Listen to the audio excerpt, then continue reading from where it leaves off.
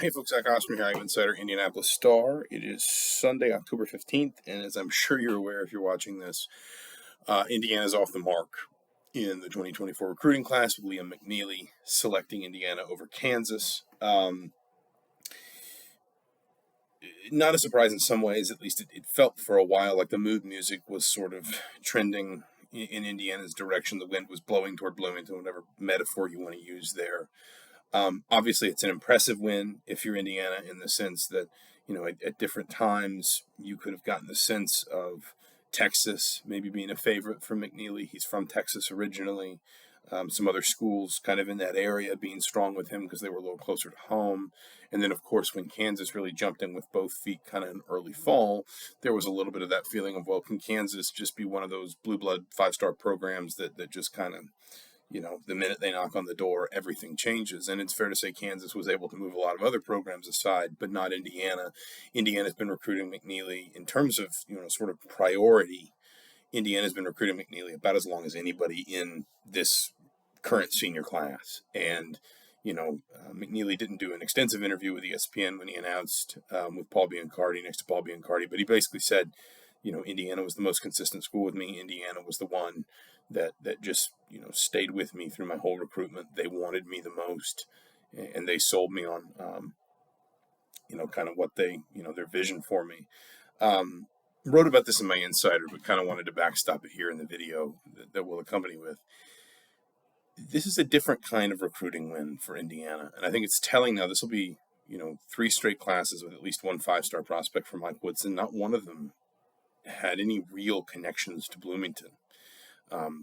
Nor did Tamar Bates, who was a top 40 or so player, depending on what service you looked at. Malik Renew, same thing, top 40, top 50. Now, one of those guys had any real connection to Indiana. It's one thing when maybe a guy is from Indiana, or maybe he's from Louisville or Chicago, or even just generally, when Jerome Hunter, from Columbus, just a few hours down the road.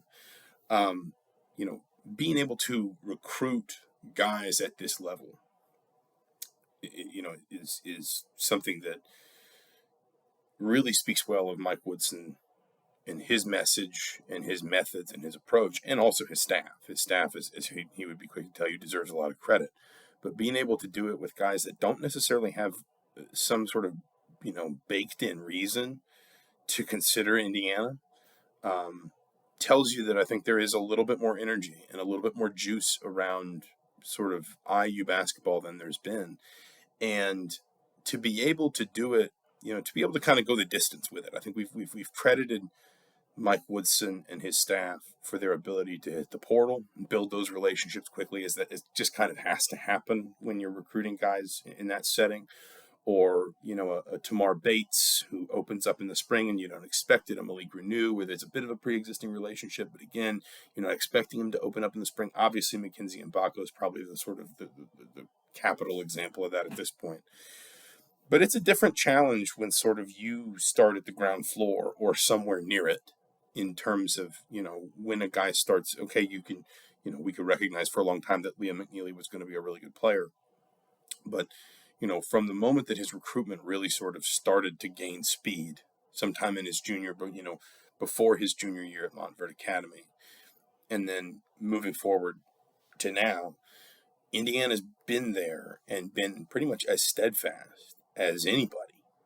And to be able to, last this whole time with a guy who's got no shortage of elite level suitors, no shortage of the kinds of offers and the kinds of interest, or the kind of interest that if fives that are sort of befit a 5-star player, that's a different kind of,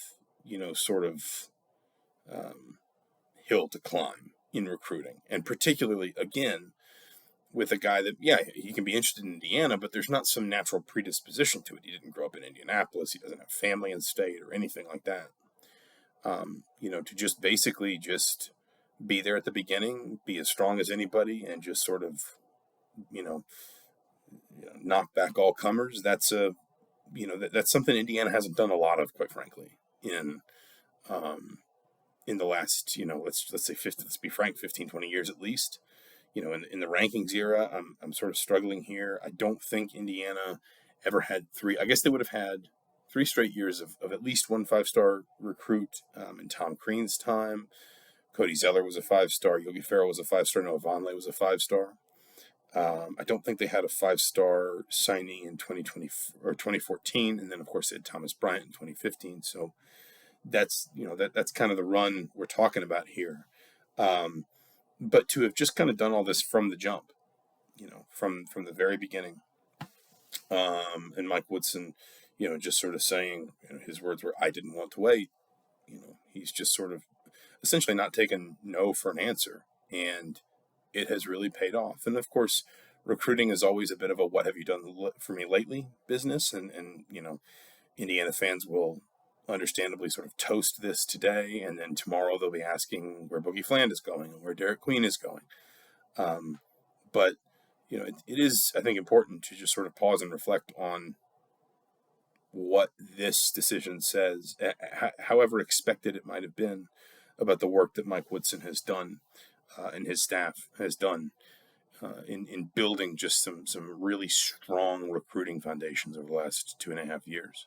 So Liam McNeeley picks Indiana, first commitment in the 2024 class. Could be more coming. He name-checked Fland and Queen.